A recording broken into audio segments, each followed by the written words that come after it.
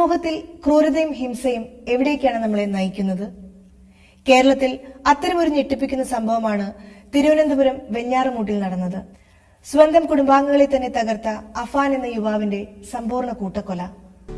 കൈപിടിച്ചു വളർത്തിയവരെ ഇനി ഒരിക്കലും ഉണരാത്തിടത്തേക്ക് വലിച്ചെറിഞ്ഞ ചെന്നായ.